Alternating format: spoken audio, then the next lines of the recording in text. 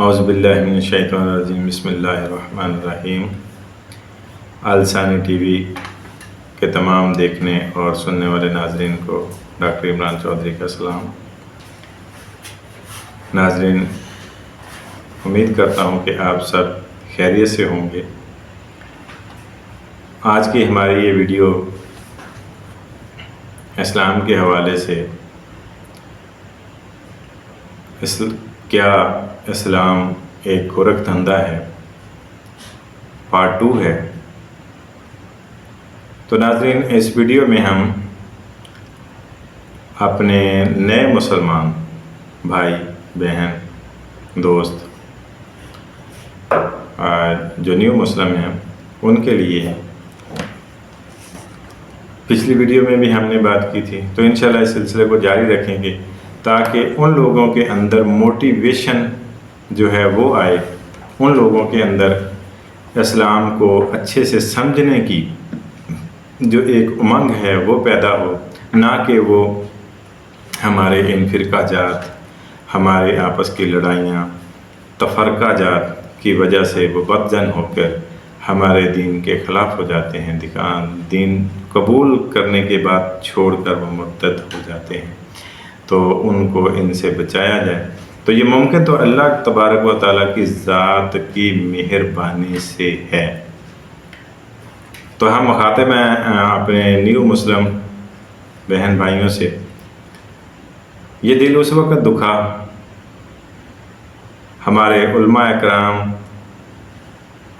جتنے بھی مجتہمین ہیں، شاید ان کو یہ میرے الفاظ بہت چھوٹے چھوٹے لگتے ہیں اور بیکار لگتے ہوں، لیکن جو ایک نیو مسلم ہے، جو ایک پہلی کلاس کا بچہ ہے، جو ابھی اس دین میں آیا ہے، اس کے لیے یہ موٹیویشنل ہو سکتے ہیں، کیونکہ دل سے نکلی ہوئی آواز، دل سے نکلی ہوئی کہتے ہیں جو ہاں ہوتی ہے وہ عرش تک جاتی ہے۔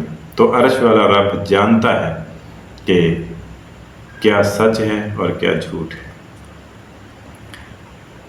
تو ناظرین، پارٹ 2 میں ہم بات کریں گے مسلمان کی، دین کی، کہ کیا یہ ایک گورکھ دھندا ہے اسلام؟ جو نہیں، ہرگز نہیں۔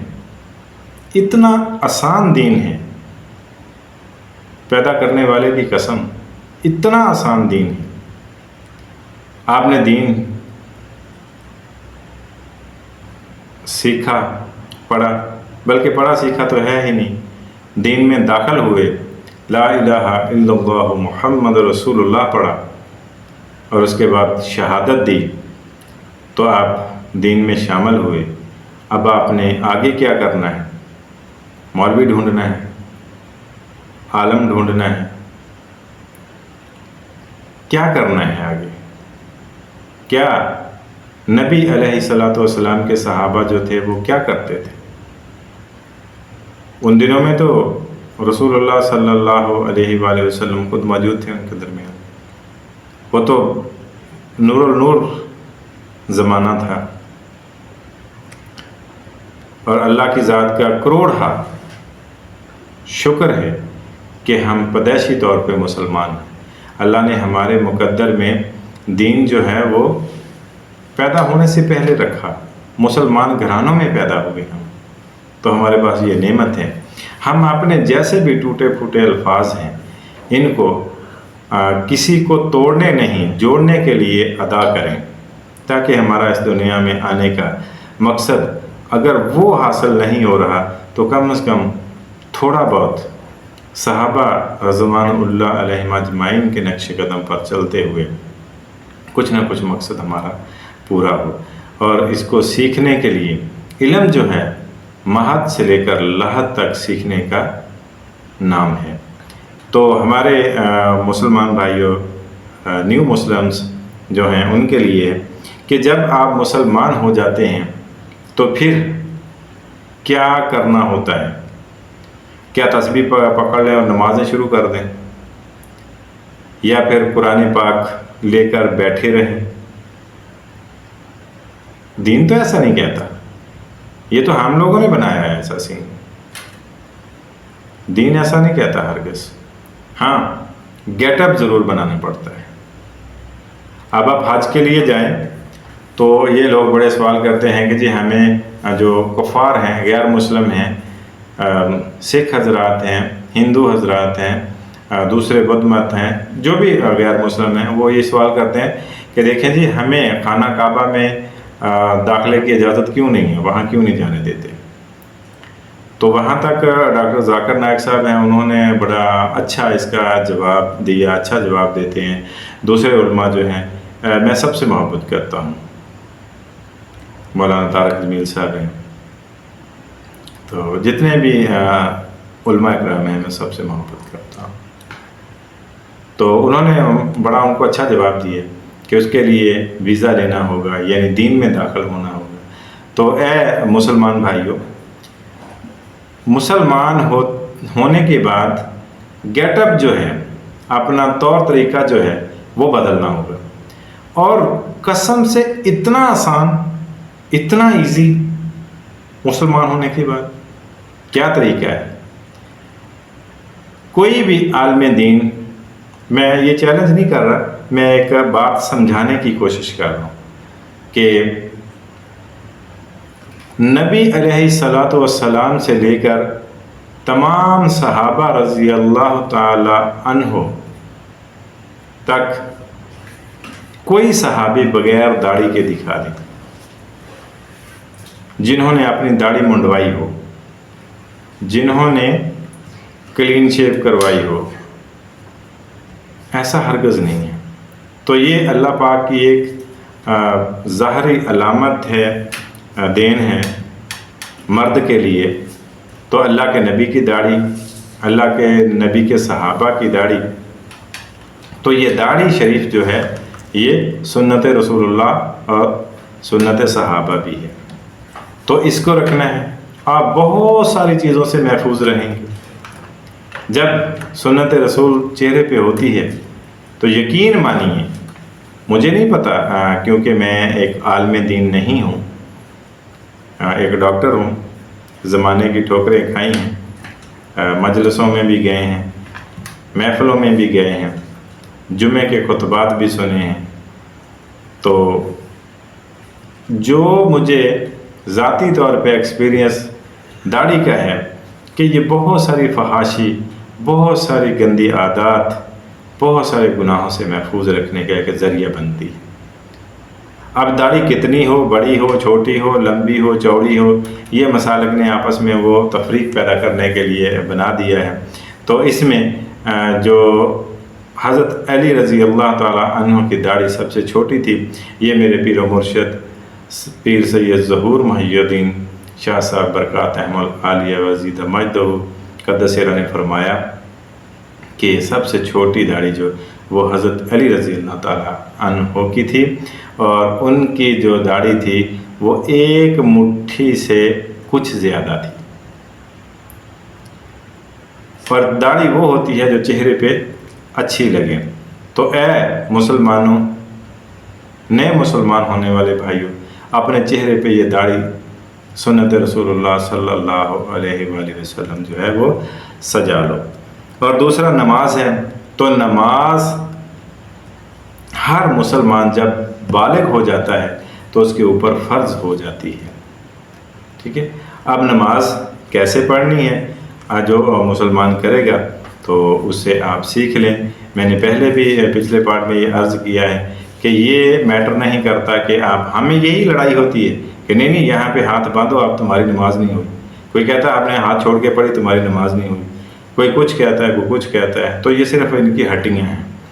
تو آپ نے نماز جو فرض ہے وہ پڑھنی ہے۔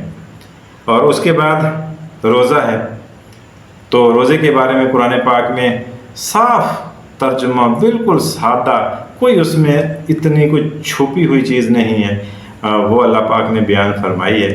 تو وہاں سے جب آپ ترجمے کے ساتھ پڑھیں گے تو آپ کو پتہ چل جائے گا روزے کی فضیلت اور روزے کے فوائد اور روزے کا مقصد۔ تو اس سے پاکیزگی حاصل ہوتی ہے اور اس کا ثواب اللہ نے اپنے ذمہ رکھا ہے کہ خود اللہ عطا فرماتے ہیں۔ اور اس کے بعد جناب حج ہے، تو حج کی بات بھی آپ کو وہاں سے مل جائے گی، قرآن پاک سے مل جائے گی کہ حج ان لوگوں پر فرض ہے جو اس کی استطاعت رکھتے ہوں، جو اس قابل ہوں کہ وہ پیسہ خرچ کر کے، وہ مال خرچ کر کے، وہ مال لگا کے اللہ کے گھر کا طواف کر سکیں، وہاں حاضری دے سکیں، جا کے حج کر سکیں، تو یہ اس پر فرض ہے، ادروائز یہ فرض نہیں ہے۔ اور اس کے بعد زکوٰۃ آتی ہے، تو زکوٰۃ بھی صاحب حیثیت پر فرض ہے۔ اب اس کی بھی پوری ڈیٹیل آپ کو قرآن پاک سے مل جائے گی۔ اب وہاں پر کوئی ایسی منطق نہیں، اگر آپ اپنی زبان میں ترجمہ والا قرآن پاک لے کر پڑھیں گے تو آپ کو پتہ چل جائے گا۔ پھر جب آپ اس کو پڑھیں گے، پڑھنے کے بعد آپ کی وہ کلاسیں جو ہیں وہ ٹاپ ہوتی چلی جائیں گی، تو پھر آپ کو اس لیول کا استاد بھی مل جائے گا۔ اس کو سمجھانے کے لیے میں آسان سی بات کر دوں کہ ایک MBBS ہوتا ہے، اس کے بعد پھر FCPS ہوتا ہے، اس کے بعد MCPS ہوتا ہے، پھر PhD ہوتی ہے۔ تو جب MBBS کے پاس مریض جاتا ہے تو وہ دیکھ کر اس کو ملٹی میڈیسن جو ہے وہ ایڈوائز کر دیتا ہے کہ یہ سر درد کے لیے ہے، یہ کڈنیز کے لیے ہے، اور یہ جو ہے جی یورک ایسڈ کی ہے، اور ڈائبٹیز کے لیے ہے، یہ فلاں فلاں فلاں فلاں، اس طرح سے۔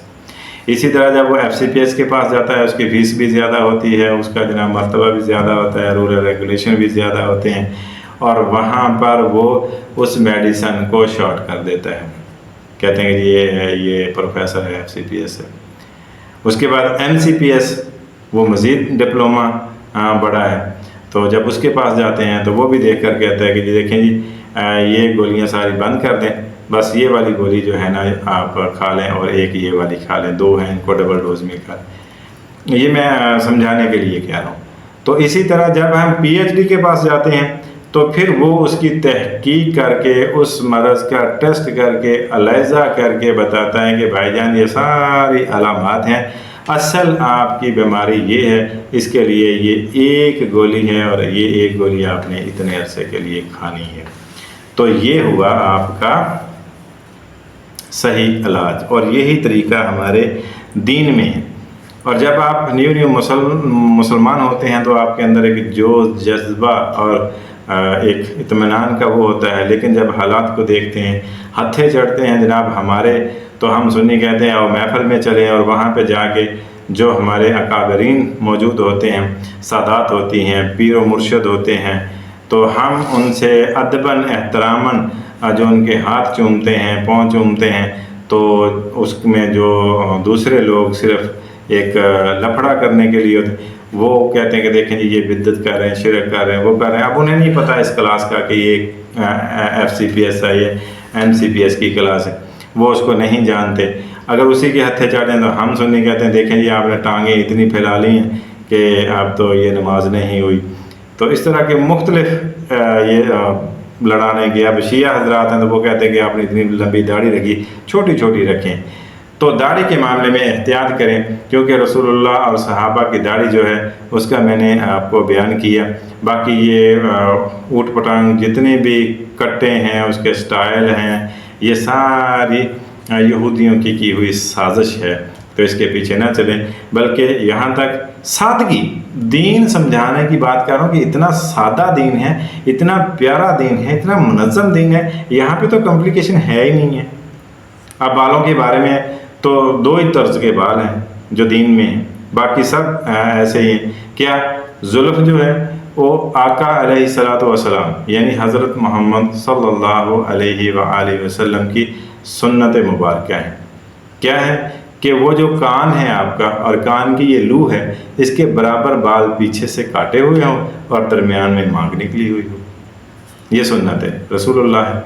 اور اس کے بعد حضرت علی جو علم کا دروازہ ہیں، تو اس پہ بھی لوگوں نے بڑے اختلافات کیے، ہم خود پریشان ہو جاتے ہیں کہ کیا کریں، لیکن اس کے اوپر یہ ہے کہ آنا مدینۃ العلم و علی بابہ، کہ میں علم کا شہر ہوں اور علی رضی اللہ تعالی عنہ اس شہر کے دروازے ہیں۔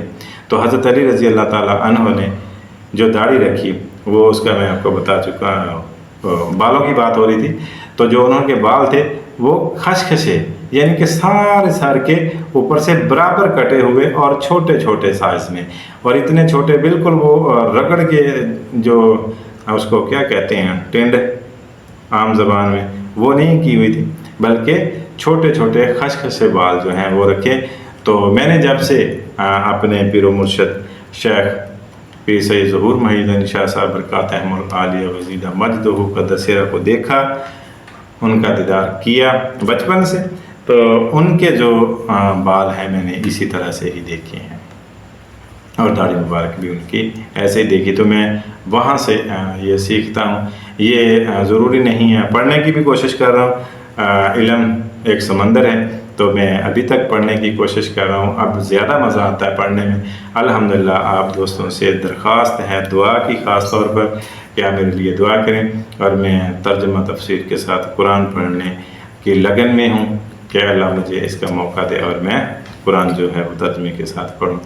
تو میرے نئے مسلمان بھائیوں، آج کا ہمارا یہ ٹاپک، ہم اس کو پارشل ٹاپک میں چھوٹے چھوٹے کریں گے، اپنی چھوٹی چھوٹی باتیں جو ہیں وہ سکھائیں گے، تاکہ سٹیپ بائی سٹیپ آپ لوگوں میں یہ شعور آئے اور آپ ہمارے دین سے متنفر نہیں بلکہ ہمارا دین بڑھ چڑھ کر سکھانے میں اپنا کردار ادا کریں۔ تو آج کے لیے اپنے اس میزبان کو دیجیے اجازت، وما علینا الا البلاغ۔